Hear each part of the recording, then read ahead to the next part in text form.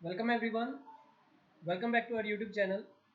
And in this video we will discuss about courts and judicial review. So देखिए आज की video का जो हमारा टॉपिक है लीगल स्टडीज में वो है कोर्ट्स एंड जुडिशियल रिव्यू. तो सबसे पहले हम इसका इंट्रोडक्शन स्टार्ट करते हैं और आगे जाने से पहले वीडियो को लाइक कर दें, चैनल को ज़्यादा से ज़्यादा शेयर करें. So let's start. देखिए सबसे पहले हम देखेंगे कि जुडिशियल रिव्यू है क्या एग्जैक्टली. उसका एक जनरल डेफिनेशन देखने वाले हैं.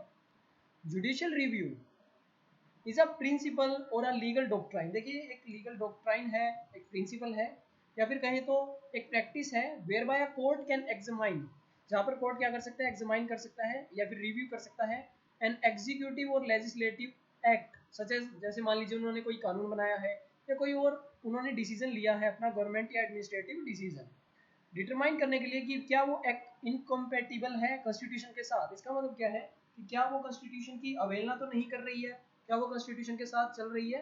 तो ये बातें ये ध्यान रखता है, ठीक है, कोर्ट यहाँ पर जुडिशियल रिव्यू में.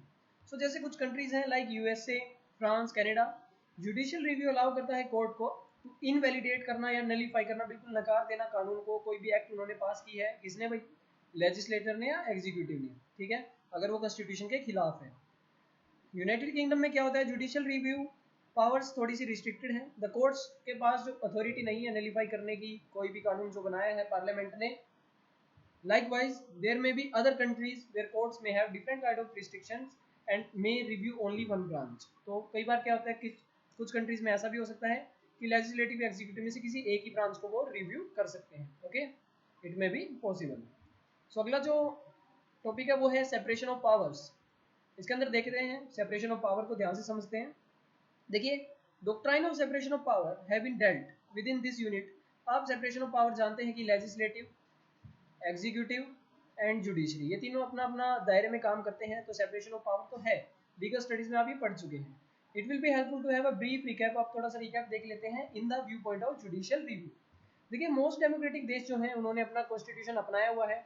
पार्शियली या कंप्लीट सिस्टम उन्होंने सेपरेशन दे रखा है तीनों ब्रांचेज में.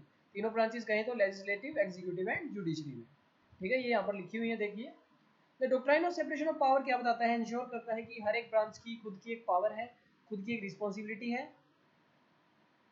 किसके हिसाब से, कॉन्स्टिट्यूशन के हिसाब से, ठीक है. फर्दर मोर कॉन्स्टिट्यूशन प्रोवाइड करता है चेक एंड बैलेंस. आप जानते हैं कॉन्स्टिट्यूशन चेक एंड बैलेंस रखता है सो दैट एक ब्रांच अपनी सुप्रीमेसी ना रखे, ठीक है, किसी और ब्रांच के ऊपर, या फिर अपनी पावर को मिसयूज ना करने लग जाए. इस वजह से क्या होता है कि हर एक ब्रांच अपना चेक रखता है एक दूसरे पे, और इस प्रकार से क्या होता है, कन्फ्लिक्ट ऑफ पावर अगर आ जाता है तो यहाँ पर क्या होगा कि इनकी सेपरेशन होने की वजह से वो थोड़ी सी प्रॉब्लमेटिक नहीं रहेगा, ठीक है. आगे देखिए it is believe that the system of separation of power may have few advantage. थोड़ी बहुत एडवांटेज देखते हैं. इसकी वजह से क्या होता है, सबको अपना लिबर्टी मिलेगा और जो कंसंट्रेशन ऑफ पावर है एक ब्रांच पे नहीं रहेगा. सेकंड, एफिशिएंसी रहती है बिकॉज सबका अपना अपना एक दायरा है काम करने का, तो थोड़े एफिशिएंट रहेंगे. एंड थर्ड, ये फैसिलिटेट करता है democratic discussion check and balance के तौर पे. ओके, आगे देखिए the powers of judicial review allow judiciary to safeguard the check and balances and to ensure the separation of power of the other two branches.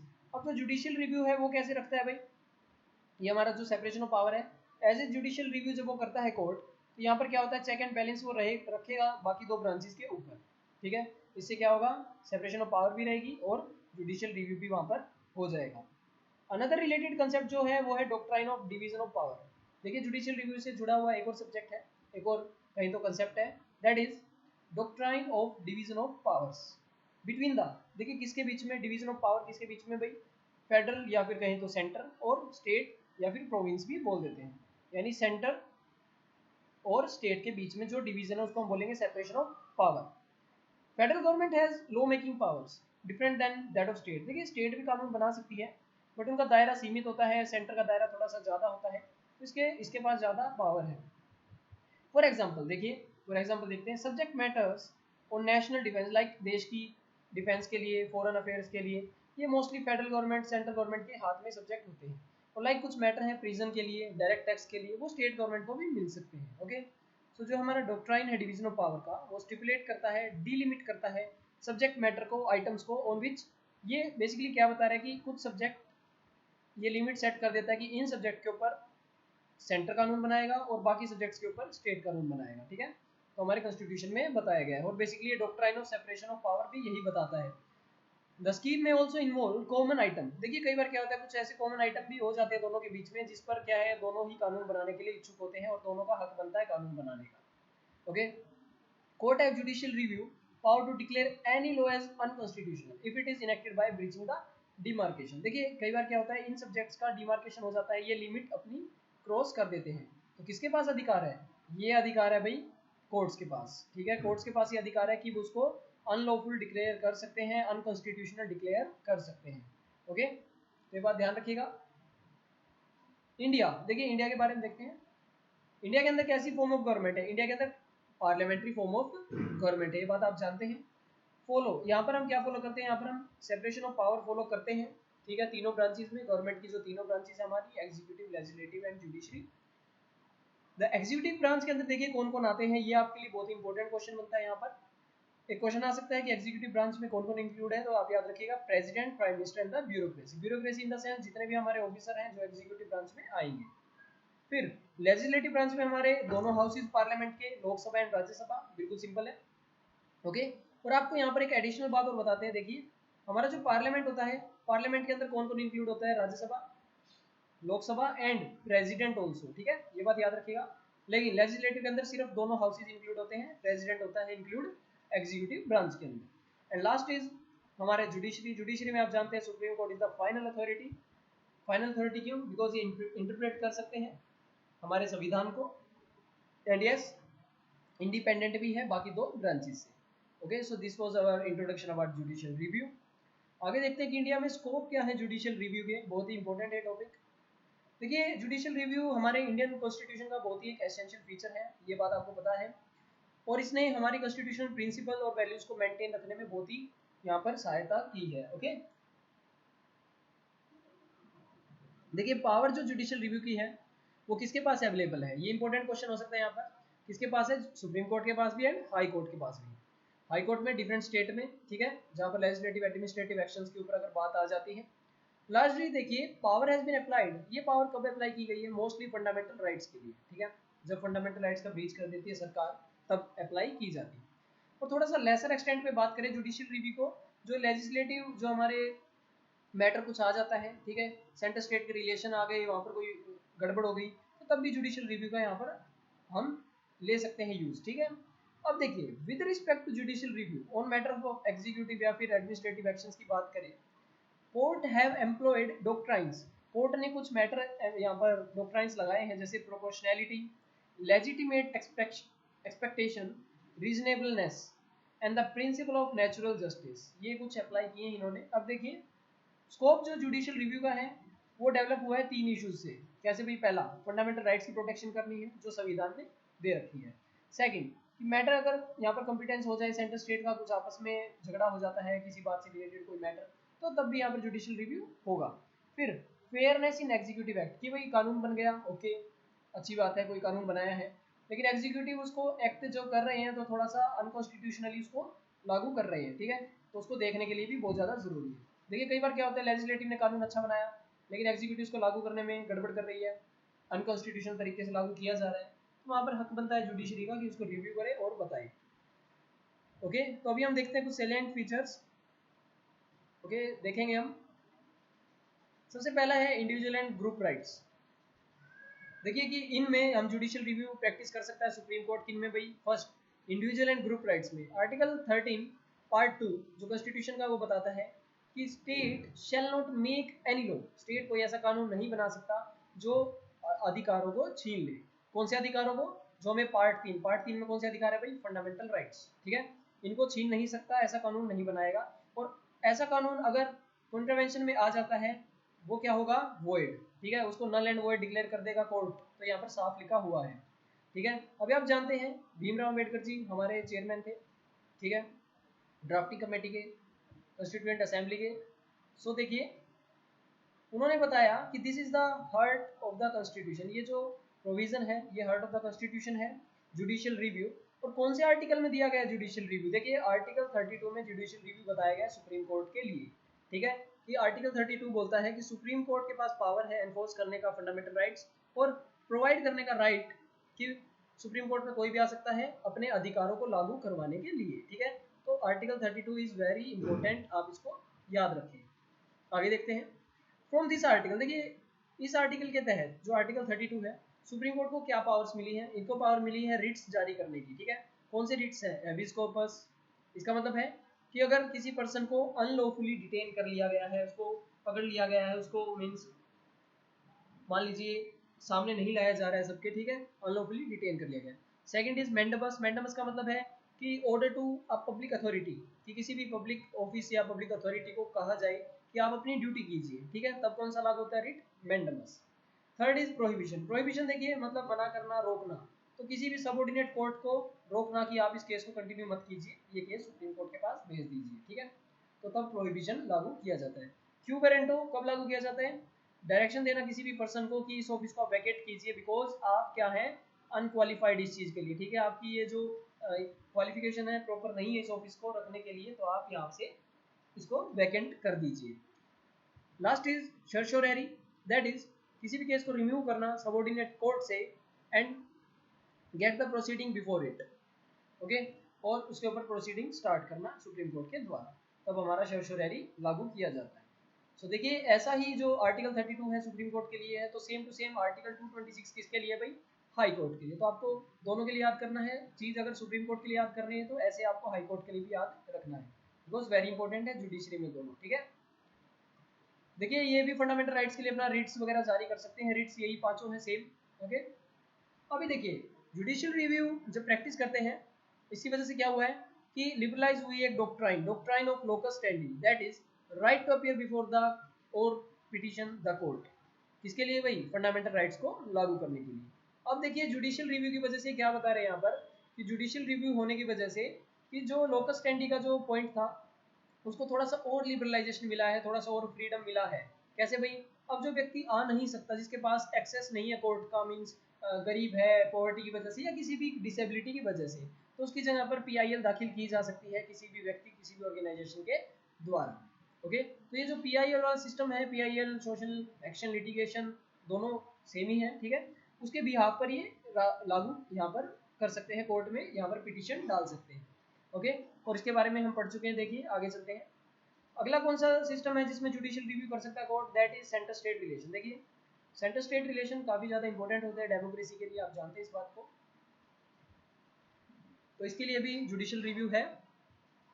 देखिए कोई ऐसा matter आ जाए जहां पर लेजिस्लेटिव कॉम्पिटेंस दोनों का कंपटीशन चल रहा है सेंटर स्टेट का रिलेशन का, तो आर्टिकल 246 जो कॉन्स्टिट्यूशन का बताता है कि पार्लियामेंट के पास exclusive, exclusive in the sense कि सिर्फ और सिर्फ पार्लियामेंट के पास अधिकार है कानून बनाने का कि कौन सा मैटर यूनियन लिस्ट में होगा, ठीक है, जो हमारा 7 शेड्यूल में संविधान की बताई गई है। देखिए 7 शेड्यूल क्या बोलता है? 7 शेड्यूल है जो, वो हमें 3 लिस्ट बताता है। फर्स्ट इज यूनियन लिस्ट, ठीक है, second is state list and third is concurrent list, जिसमें दोनों ही कानून बना सकते हैं, सेंटर भी और स्टेट भी, ठीक है।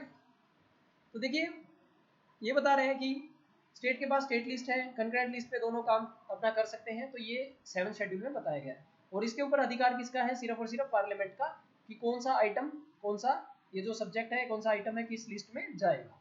विद रिस्पेक्ट टू स्टेट की बात करें, हमने डिस्कस कर लिया, उनके लिए स्टेट लिस्ट है, ठीक है। And article deliver clear division of, तो इससे क्या है, क्लियर एक लिस्ट बता दी गई है, आपका दायरा यहाँ तक ही है। जुडिशियल रिव्यू हेल्प करता है इसको डिमार्केट करने में, ठीक है। कई बार क्या होता है कि सेंटर अपनी सुप्रीमेसी एक्सर्ट करने लग जाए स्टेट पर, तो वहां पर हक बनता है जुडिशियल रिव्यू का, सो दैट वो अपना एरिया, अपना जो दायरा है उसको, लिमिट को क्रॉस न करे, ठीक है। थर्ड चीज जहां पर जुडिशियल रिव्यू लगा सकते हैं वो है फेयरनेस इन एग्जीक्यूटिव एक्शन। देखिए हमने बताया था कि एग्जीक्यूटिव एक्शन है कोई, तो वो कितना फेयर है उसके लिए भी जुडिशियल रिव्यू इंपॉर्टेंट है। देखिए यहाँ पर कौन सी डॉक्ट्राइन लगेगी? डॉक्ट्राइन ऑफ, यहाँ पर प्रिंसिपल ऑफ नेचुरल जस्टिस लगेगा, रीजनेबलनेस लगेगा, प्रोपोर्शनैलिटी एंड लेजिटिमेट एक्सपेक्टेशन, जो हम डिस्कस करेंगे अभी लाइन वाइज। देखिए there is a Latin phrase, एक लैटिन फ्रेज है ऑडियो टर्म पार्टेम, जिसका मतलब है listen to the other side, मतलब दूसरे व्यक्ति को सुनना। ये फ्रेज एस्टेब्लिश हुआ है इंडियन लॉ कानून में, और सुप्रीम कोर्ट में इसको लागू किया जाता है बहुत सारे केसेस में। जैसे एक केस था Maneka Gandhi versus Union of India, ठीक है, वहां पर इसको ज्यादातर बताया गया, ठीक है। क्या हुआ था मेनका गांधी में? Her passport was confiscated by the government authorities without giving her any chance of prior hearing. उसकी कोई हियरिंग नहीं हुई और उसका पासपोर्ट जब्त कर लिया गया, ठीक है। तो यहाँ पर जो ये listen to the other side का हमारा थ्योरी है ये लगाया गया। इसमें क्या है कि ये जो एडमिनिस्ट्रेटिव मैटर आया, सुप्रीम कोर्ट ने बताया कि जो कन्फिस्केशन है पासपोर्ट का, ठीक है, पहले पिटीशन को सुनवाई की जानी चाहिए थी, ठीक है, तभी हो सकता है, because principal of natural justice हमारे कोर्ट्स में दिया गया है। तो क्या होता है, एक हियरिंग की जाती है, पासपोर्ट उसको रिटर्न किया जाता है। ये एक एग्जांपल है जो हमें बताता है principle of post decision hearing, मतलब डिसीजन ले लिया गया है लेकिन डिसीजन के बाद भी हियरिंग चल सकती है उस केस से रिलेटेड, अगर लगता है कि नहीं भाई ये गलत तरीके से कानून किया गया, लागू किया गया है, तो इस वजह से, ठीक है। तो यहाँ पर है इन सिचुएशन ऑफ अर्जेंसी, अगर बहुत ही अर्जेंट है, where prior hearing is not feasible and recognize that a chance of hearing cannot be debated completely। और कब लागू किया जा सकता है, जब ऐसा लगता है कि भाई उसको सुनना जरूरी है उस व्यक्ति विशेष को, तो वहां पर ये चीज लागू की जा सकती है, ठीक है। सो ये था फर्स्ट। सेकंड है to deal with the question. देखिए कई बार क्या होता है, secrecy and related inefficiency and the corruption, corruption आप जानते हैं एडमिनिस्ट्रेशन में चलती है, ठीक है।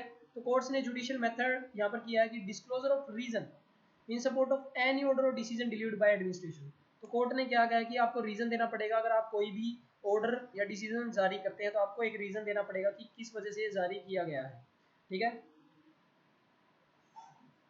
देखिए इससे क्या होगा, जो right to provide reason is an inherent part of the justice delivery. देखिए रीजन देना इन्होंने बताया है कि जुडिशरी का एक अहम पार्ट है।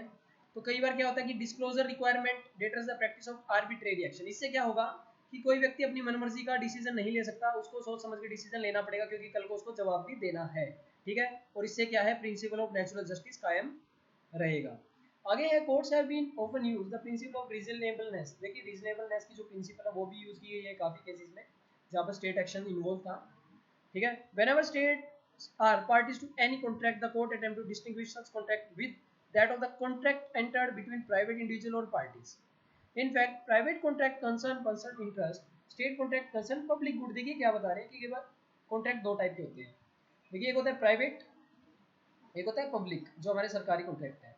प्राइवेट बंदा क्या करेगा, अपने प्रॉफिट के लिए करेगा, ठीक है। और पब्लिक क्या है, पब्लिक की गुड के लिए, पब्लिक की भलाई के लिए करेगी वो कॉन्ट्रैक्ट, ठीक है।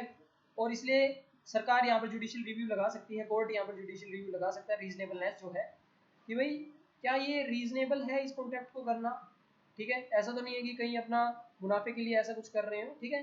तो ये जरूरी है। अनदर प्रिंसिपल जो यूटिलाइज किया जाता है कोर्ट के द्वारा एडमिनिस्ट्रेटिव कानूनों के लिए, ठीक है, स्पेशली इन सर्विस की मैटर में, that is principle of proportionality. देखिए ये क्या है, जुडिशियल रिव्यू क्या है, सेफगार्ड करता है किसी भी एग्रीव्ड पर्सन को अगेंस्ट एनी सेंटेंस या पनिशमेंट दिया गया है उसको जो कि बहुत ही गलत है, ठीक है, जो उसके बर्डन सम है, डिस्प्रोपोर्शनेट है। फॉर एग्जांपल सुप्रीम कोर्ट ने केस में कहा दैट क्वांटम ऑफ पेनल्टी और punishment sentence by court martial on any army person should not be disproportionate to the offence. कि भाई उस व्यक्ति किसी ने ऑफेंस किया है तो ऐसी पनिशमेंट ना हो कि वो उसके लिए बहुत ही निर्दयी है, बहुत ही गलत है वो पनिशमेंट, या फिर ज्यादा है वो, ठीक है। तो इन्होंने साफ बोला कि प्रोपोर्शनैलिटी होनी चाहिए। फिर है कॉन्स्टिट्यूशन हमारा। देखिए जुडिशरी जो है बेसिक स्ट्रक्चर पर भी ध्यान देती है कॉन्स्टिट्यूशन के, और इस पर तो जुडिशियल रिव्यू काफी बार किया गया है। देखिए आर्टिकल 368 जो इंडियन कॉन्स्टिट्यूशन का है बहुत ही ज्यादा इंपॉर्टेंट है, 32 के साथ ही आपको याद करना है। ये कहता है कि पार्लियामेंट अमेंड कर सकता है कॉन्स्टिट्यूशन को, उसके अंदर कुछ ऐड करना है, वेरिएशन लाना है, रिपील करना है, किसी भी प्रोविजन को कर सकता है पार्लियामेंट, लेकिन इसके अंदर लिमिटेशन नहीं है, ठीक है। तो अपनी मनमर्जी से पार्लियामेंट अमेंड कर पाता था। लेकिन क्या हुआ, आपने जब आर्टिकल 13 का पार्ट 2 पढ़ा तो उसमें बताया गया था कि स्टेट ऐसा कोई कानून नहीं बना सकती जिससे कि हमारे जो अधिकार है वो छीन लिए जाए, ठीक है। तो आर्टिकल 13(2) क्या करता है, सरकार के ऊपर लिमिट करता है, ठीक है। लेकिन आर्टिकल 368 क्या करता है, उनको पूरी इंडिपेंडेंस देता है कोई भी कानून बनाने की। तो इन दोनों को यहाँ पर कंट्रोवर्सी होती है, देखा जाता है। तो इसी वजह से क्या होता है 1971 में पार्लियामेंट ने 24th अमेंडमेंट किया, इसी वजह से उन्होंने आर्टिकल 13 और आर्टिकल 368 को अपना थोड़ा सा ऑल्टर कर दिया, ठीक है, अल्टर कर दिया इन दोनों ने, और अनलिमिटेड पावर मिल गई अमेंडमेंट करने की, सो दैट वो फंडामेंटल राइट्स को भी क्या कर पा रहे थे, अब इजीली अमेंड कर पा रहे थे। तो इसी की वजह से क्या होता है, केस स्टार्ट होता है 1973 में, बहुत ही लैंडमार्क की केस है, that is Kesavananda Bharati versus the state of Kerala. इसमें बताया गया कि जो अनलिमिटेड कॉन्स्टिट्यूशन अमेंडमेंट की पावर है पार्लियामेंट को, वो गलत है। और डॉक्ट्राइन ऑफ बेसिक स्ट्रक्चर एक नया प्रिंसिपल आता है, नया एक डॉक्ट्राइन आता है उस दिन से। इसमें क्या बताया गया है कि कोई भी चीज इनवैलिड हो जाएगी अगर वो बेसिक स्ट्रक्चर को खत्म कर रही है कॉन्स्टिट्यूशन के। देखिए बेसिक स्ट्रक्चर में क्या क्या आएंगे। देखिए बेसिक स्ट्रक्चर में आते हैं हमारे पास सेक्युलरिज्म, डेमोक्रेसी, फेडरलिज्म और अन्य कई चीजें आती हैं हमारे बेसिक स्ट्रक्चर में। सुप्रीम कोर्ट ने यह भी कहा कि जुडिशियल रिव्यू होगा बेसिक स्ट्रक्चर अगर उनको लगता है कि खत्म किया गया।